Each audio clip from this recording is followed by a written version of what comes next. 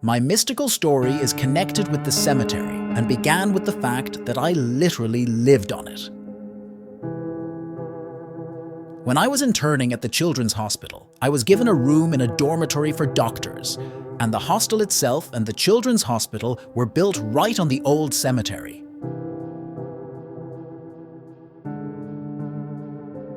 And now there is a hostel on the one hand opposite the Children's Hospital and on the other from the rear of the cemetery. On each floor there was such a common balcony belonging to no one, namely, common to the floor, and everyone went there to smoke, including me. And this balcony looked out on the cemetery.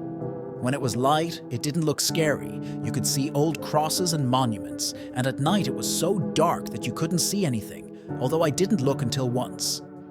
I'll tell you about him. It was evening, the time after sunset, when it's not dark yet.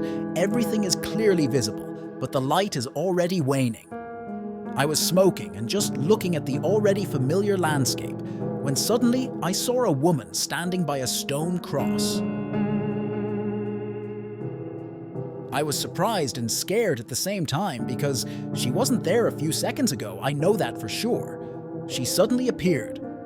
I would have seen from a height if someone was walking. Now about the cross. This cross was unusual. It was made of thick stone and quite massive. It was clearly visible against the background of the other graves. It immediately caught the eye involuntarily. It was always visible. It stood out for its thickness and breadth. While I was wondering where she was from there, she took it. The woman stood motionless like an idol, and it scared her no less. She looked unnatural, although absolutely human. I will add that she was standing with her back to me. I don't know how to explain it, but I was scared, and I decided to leave, when suddenly she turned around. I didn't see her face, and would hardly have seen her from the balcony and distance, but I will never forget what I heard. She let out such an inhuman howl, crying and screaming at the same time that I almost fell out of this balcony. It was exactly a supernatural howl and crying, sad and desperate at the same time. I literally fell to the floor from this howl and crawled backwards to the door. I've never heard such a terrifying cry in my life. It was just inhuman. After that, many began to be afraid to go out there, and some decided to move out to rented housing, including me. Later, I was told about the phenomenon of the so-called mourner, a restless soul who wanders around the cemetery and searches for something, and when she sees people, she emits a terrible scream and crying. I don't know if it's related to that cemetery or if I was so lucky, but it was such a heart-rending howl and crying that it's impossible to forget it.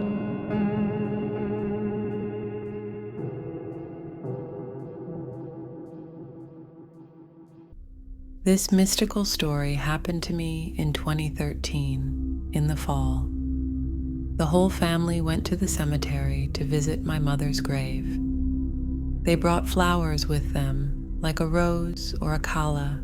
I don't remember exactly. I decided to climb over the grave fence to put flowers on the grave. When I climbed back, I fell on someone else's, not fenced grave without a tombstone.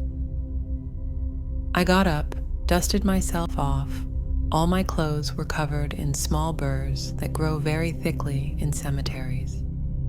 I was able to remove something. I overlooked something. I read a prayer for the dead.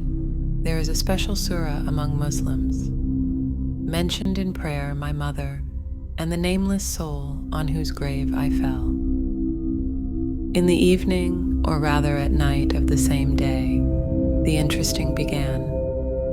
I woke up at night from the feeling of someone's presence at the entrance to the room. The headboard of the bed was not far from the entrance. It was scary to get up and look. I'm lying, waiting, and I feel that it's also standing there and waiting, as if it can't decide on something. I felt that way then. Then it finally made up its mind and walked into the room with sharp steps. I clearly heard footsteps and footsteps, and climbed onto the bed. I remember how it pushed through the mattress. You can't confuse it with anything. And lay down against the wall. I then slept with my 6-month-old son on the bed. We lay like this, me, him, and then the wall.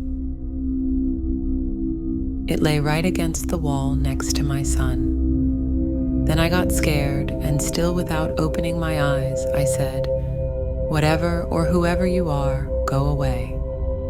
And in response to me, a girlish, young voice, one in one like my sister's, answers, "Can I lie down, please?